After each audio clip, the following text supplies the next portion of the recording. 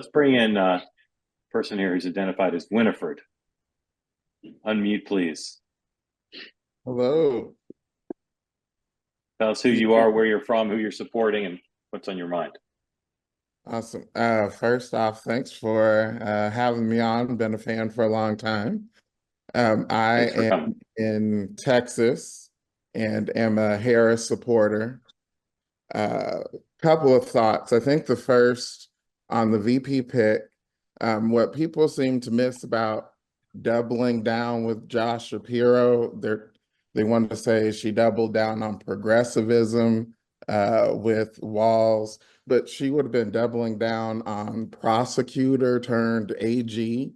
And we're talking about losing men of color. I don't know why that wasn't part of the national conversation. Two prosecutors don't make a great Democratic ticket. Also, what's been missed for a really long time is the old Ed Schultz wing of the Democratic Party. And I think that's what Walz is about. We've gone. How would you characterize that? Is that populist? What would you say that wing is? It's labor.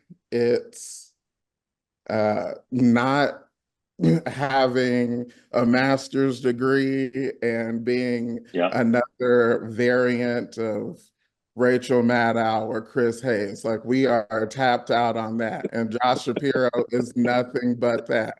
We needed the Ed Schultz guy. We got the Ed Schultz guy.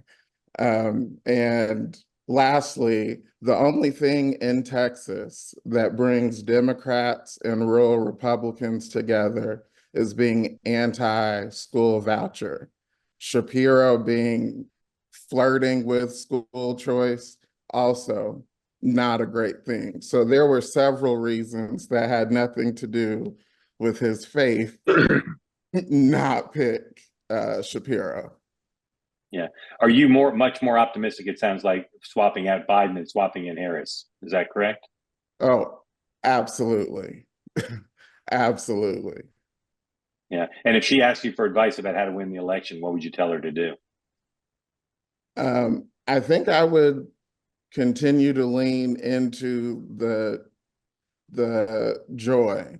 I know that sounds silly, but since 2016 now, the country has been not joyous. We went from the Trump election to the Women's March to Muslim bans and those people protesting in the streets to the pandemic, George Floyd. I mean, it's just not been, there's not a whole lot to smile about. And I think we're ready to smile. There's absolutely nothing wrong with that. And Trump is not that at all. Yeah.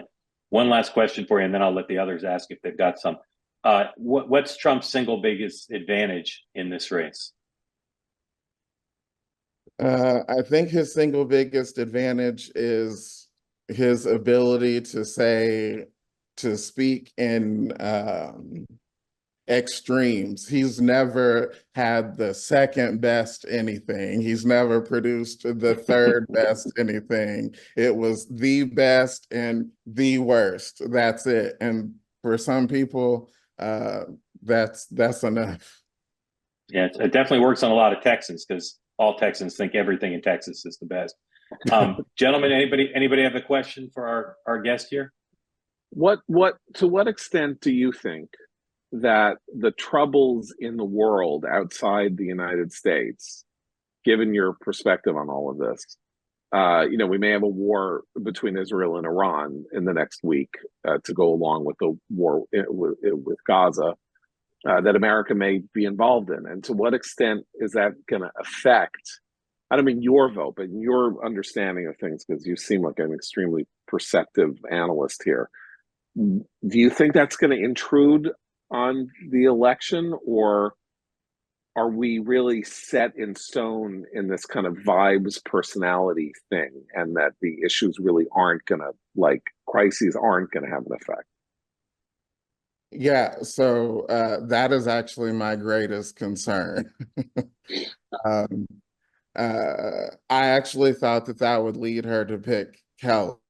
I thought she would see that on the horizon and say, let's shore up foreign policy. Also something that Shapiro doesn't have, another reason why not to double down with him.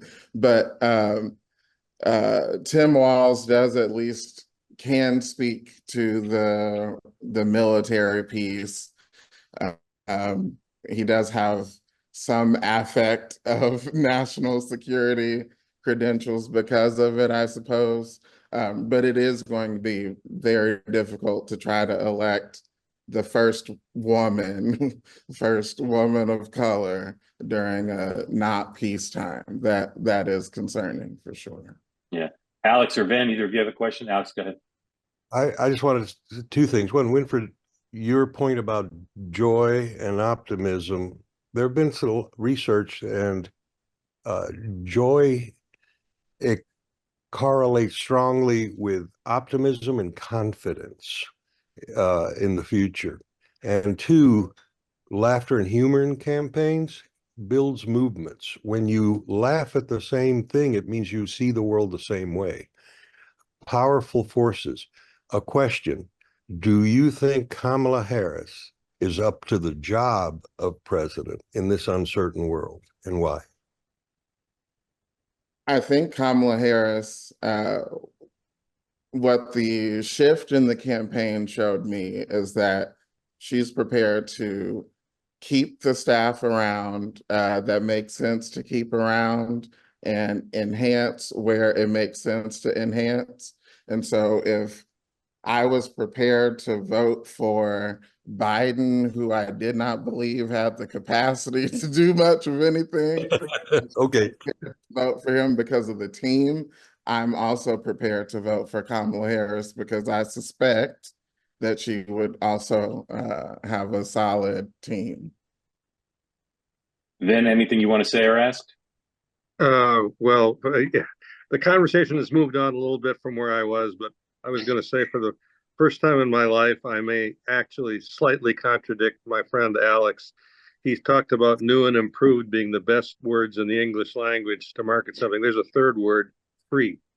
And if you look at Tim Walz in the 2023 legislative session in Minnesota spent $17.5 billion of surplus, raised taxes, $2 billion to give people free school lunches, free school breakfasts, free guaranteed leave.